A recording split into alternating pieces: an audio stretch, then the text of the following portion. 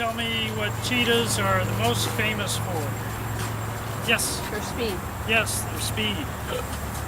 There's a sign up at the entrance, at the north entrance from Chevy, and it compares the design features that we see in God's creation with design features in their cars. And it says, with the ability to reach speeds up to 70 miles per hour, the Cheetah may be the fastest land mammal, but it's got nothing on the Chevy Camaro Z01. The Z01 goes from 0 to 60 in 3.9 seconds. Well, that's neat, but the marketing folks at Chevy should have looked a little more carefully. The Cheetah can go 0 to 60 in 3.0 seconds. Oh. And I looked at the list of cars that can do that, and I can't afford any of those cars. So how can they run so fast? Well, they were designed to run fast. So one feature is they have a very flexible spine, and their joints are designed to allow their legs to rotate more than other animals. And if you watch them in slow motion, it's pretty cool. They only have 1 foot at a time touching the ground. And so, of course, they have all their muscles and tendons were perfectly designed to use all that range of motion and have a power stroke during that entire range of motion. And they're more aerodynamic than other cats. So, you know, if you're sticking your hand out the window at 70 miles an hour, this way it doesn't have much force. You put it this way and it pulls your hand back. Well, these cats are designed for high speed. And they also, you need a lot of energy, you need to burn a lot of oxygen when you're running at that kind of speed. And so they have larger nostrils and air tubes, and they were given larger hearts and lungs than all the other animals. And so they can go at high speed like that for about a quarter mile, and then their body temperature gets up, when it gets up to about 105 Fahrenheit, they know they need to stop and cool down. So like a dragster can go a quarter mile and get up to real high speed, but if he tries going another 2 miles, the engine will blow up. Well, the Cheetah's smart enough to know he needs to stop and cool down. Well, more than raw speed though, they use their ability to change directions. They can change direction faster than other animals. And they were given these big pads, real hard pads on the back of their feet, that they can dig into the ground and stop faster than other animals do. Because if they couldn't change direction or stop, you know, an animal would just take a right turn and they would go flying by. So they only have to drink every 4 to 10 days, and they only have to eat every 2 to 5 days, which works out pretty well in some of the climates that, yeah. And you know how baseball players will use eye black under their eyes to keep from the sun reflecting? Well, if you look at the cheetahs, they have that big black tear streak. So God gave them that provision because they have great eyesight. They use their eyes more than their sense of smell and hearing. So they rely on their eyes more than the other big cats. Now, cheetahs today are found in Africa and a few of them in Iran. But they used to be all over the world. So they used to be all through Asia and Europe and even North America. They died out in North America a few thousand years ago. But all throughout history, they've been used as hunting animals. So the ancient Sumerians, about 2000 BC, they used them to hunt.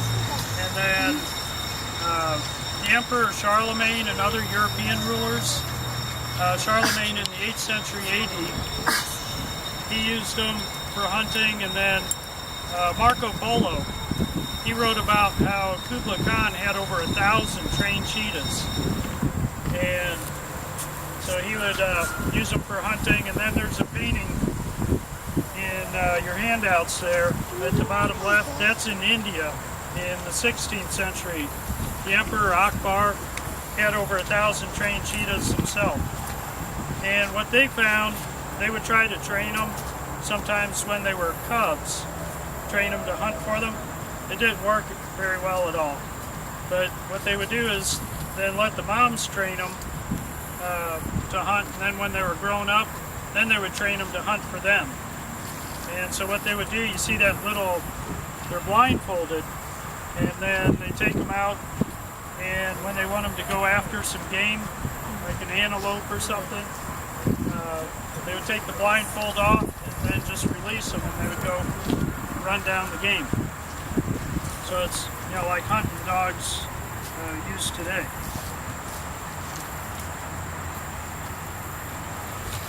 Now, so where did cheetahs come from originally? You look at,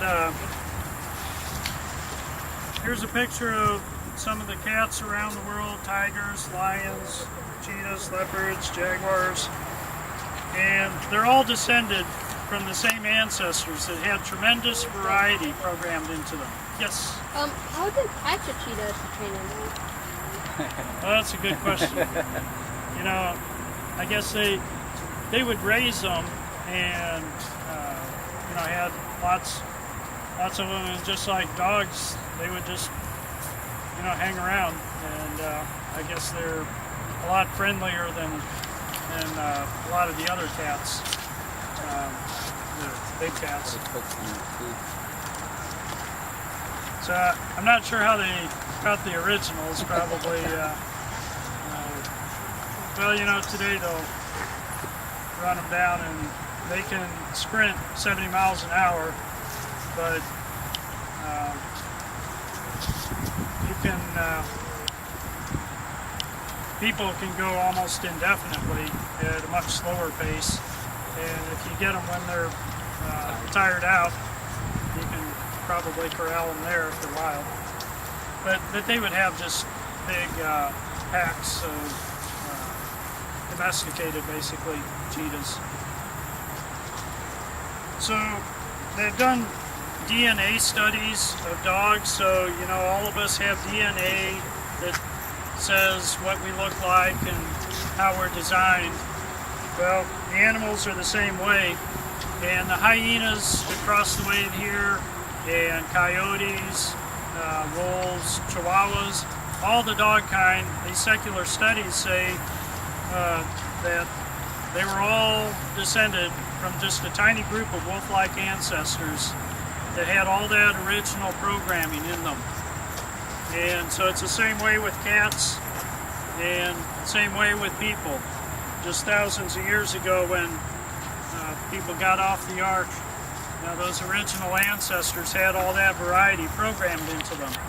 And so you look around the world today, and all the people groups, everybody is related within 150th cousin or closer.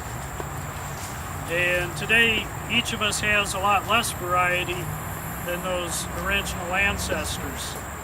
And that's why the Bible says brothers and sisters can't get married, and cousins and so forth. Well, you know, we get mutations built up now, and mutations are a bad thing. The evolutionists say mutations are what advances evolution. Well, it doesn't work that way when you actually observe things.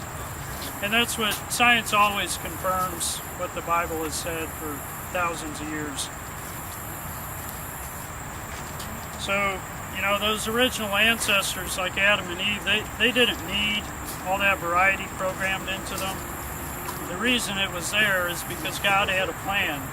And so all of you, you know, he looked ahead 6,000 some years and further, and all of you were planned out and programmed into Adam and Eve, all that variety that he would use one day to make each one of you. Well, that's our talk on cheetahs. I better let you get to the next station.